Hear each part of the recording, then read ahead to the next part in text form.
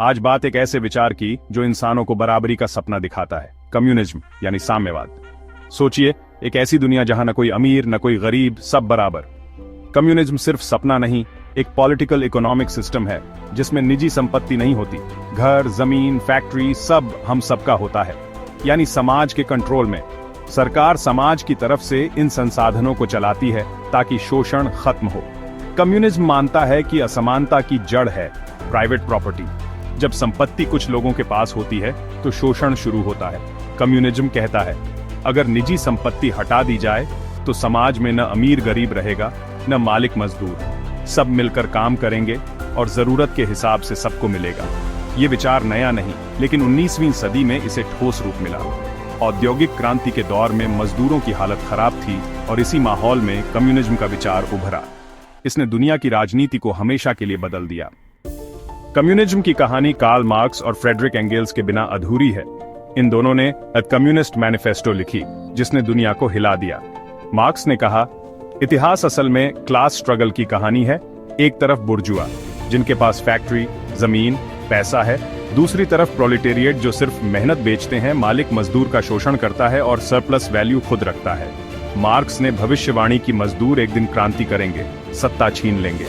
क्रांति के बाद मजदूर वर्ग की तानाशाही होगी, प्राइवेट प्रॉपर्टी खत्म होगी, धीरे धीरे समाज बराबरी की ओर बढ़ेगा और आखिर में क्लास और सरकार दोनों खत्म हो जाएंगे। तब आएगा असली कम्युनिज्म, जहां सब बराबर बिना किसी दबाव के मिलजुल कर रहेंगे। यही था मार्क्स का सपना, एक यूटोपिया। लेकिन असलियत में ये रास्ता सीधा नहीं था। कम्युनिज्म का असली इम्तिहान था इसे जमीन पर उतारना। आगे की कहानी में देखेंगे क्या हुआ जब इस सपने को हकीकत में बदलने की कोशिश हुई। कम्युनिज्म का पहला बड़ा प्रयोग 1917 में रूस में हुआ। बोल्शेविक क्रांति लेनिन के नेतृत्व में सोवियत यूनियन बना। फिर चीन, क्यूबा, वियतनाम, उत्तर कोरिया जैसे देश भी कम्युनिस्ट बने। चीन में माओ ने कम्युनिज्म को अपने हिसाब से ढाला, जिसे माओवाद कहा गया। 20वीं सदी के मध्य तक दुनिया दो हिस्सों में बंट गई, अमेरिका का पूंजीवाद, सोवियत का कम्युनिज्म। लेकिन असल में कम्युनिस्ट देशों में सरकारें बहुत ताकतवर हो गईं। Dictatorship on off the proletariat एक पार्टी की डिक्टेटरशिप बन गई। सरकार ने हर चीज पर कंट्रोल किया, विरोध कुचल दिया गया। बराबरी के नाम पर कई जगह दमनकारी सिस्टम बन गया। सोवियत में स्टालिन के दौर में लाखों मारे गए, चीन में माओ की नीतियों से करोड़ों की जान गई। कम्युनिज्म का सपना था क्लासलेस सोसाइटी, लेकिन असल में नया क्लास बन गया। पार्टी के नेता और अफसर हकीकत में बराबरी की जगह सत्ता का केंद्रीकरण हो गया। कम्युनिज्म के फायदे भी हैं, नुकसान भी। फायदा, समानता का सिद्धांत, अमीर गरीब की खाई कम करने की कोशिश। शिक्षा, स्वास्थ्य जैसी बुनियादी सुविधाएं सबको मिलती हैं। बेरोजगारी कम होती है, सरकार सबको काम देती है। सामाजिक सुरक्षा मिलती है, घर, खाना, कपड़ा सरकार की जिम्मेदारी। गरीबों और मजदूरों के लिए ये विचार हमेशा आकर्षक रहा है। नुकसान, व्यक्तिगत आजादी का हनन। सरकार तय करती है कि आपको क्या करना है, क्या बोलना है। एक ही पार्टी का राज विरोध की कोई जगह नहीं।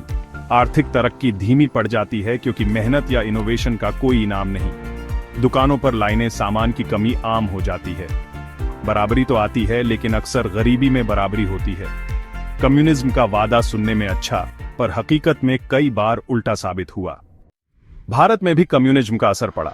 आजादी की लड़ाई के दौरान कम्युनिस्ट पार्टी बनी। भगत सिंह जैसे क्रांतिकारी इससे प्रभावित थे। नेहरू ने सोवियत जैसा मॉडल नहीं अपनाया, बल्कि मिक्स्ड इकोनॉमी चुनी, सरकार और प्राइवेट दोनों का मेल। भारत लोकतांत्रिक रहा, लेकिन कम्युनिस्ट पार्टियों ने राजनीति में अहम भूमिका निभाई। पश्चिम बंगाल, केरल, त्रिपुरा, यहाँ कम्युनिस्ट सरकारें लंबे समय तक रहीं। भूमि सुधार, शिक्षा, स्वास्थ्य में इन राज्यों ने मिसाल कायम की। केरल का मॉडल आज भी चर्चा में है। सोवियत के टूटने और आर्थिक उदारीकरण के बाद कम्युनिस्ट पार्टियों का असर कम हुआ, लेकिन मजदूरों, किसानों के आंदोलनों में इनकी मौजूदगी आज भी है। भारत ने कम्युनिज्म को लोकतंत्र के दायरे में अपनाया, तानाशाही वाला रूप नहीं। तो सवाल, कम्युनिज्म अच्छा है या बुरा? समर्थक कहते हैं ये बराबरी और सामाजिक न्याय का रास्ता है। पूंजीवाद शोषण बढ़ाता है। शिक्षा, स्वास्थ्य, रोजगार सबका हक होना चाहिए, कम्युनिज्म ये वादा करता है। आलोचक कहते हैं कम्युनिज्म इंसानी स्वभाव के खिलाफ है, मेहनत की प्रेरणा छीन लेता है, व्यक्तिगत आजादी खत्म हो जाती है, तानाशाही जन्म लेती है। इतिहास में जहां जहां कम्युनिज्म आया, वहां दमन, गरीबी और पिछड़ापन बढ़ा। पूंजीवाद में कमियां हैं, लेकिन उसमें आजादी और तरक्की की गुंजाइश है। बराबरी का सपना बनाम आजादी की कीमत, यही बहस आज भी जारी है। अब फैसला आपके हाथ में, क्या ज्यादा मायने रखता है,